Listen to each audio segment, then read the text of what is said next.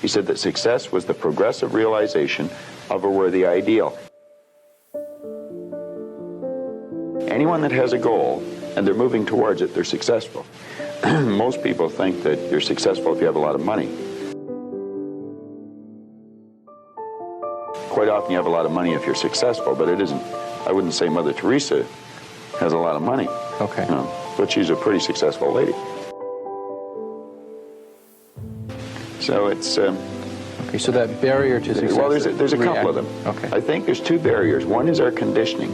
The conditioning that takes place in our subconscious mind from the time we're infants. All we can do is act and talk like the people around us.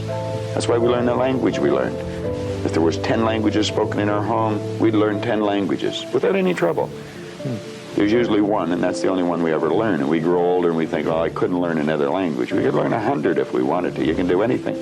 But I think we're conditioned. We have a real strong conditioning, usually with not some very good ideas. And then that's the barrier that's inside us. The one that's outside of us is our environment. We have a tendency to act like everybody around us. And if you think about this, it doesn't make a lot of sense. Because if you study statistics, 95% of the people live their entire life and never live the way they want to live. You know that 95% of the population in this country, let's say in North America, okay, the richest continent in the history of the world, they'll work productively, let's say for 40 of their 65 years, okay, and they'll end up with hardly any money. Well, there's got to be something wrong. So there's not much... 5% of the people end up financially comfortable or independent. Are you trying to depress us, Bob? Because that's... No, actually, I think it's quite an exciting idea, because you see, the idea behind it is that anybody can win, anyone at all. But if we start studying these statistics, I think we'll arrive at the conclusion, geez, I better start thinking for myself rather than follow everybody.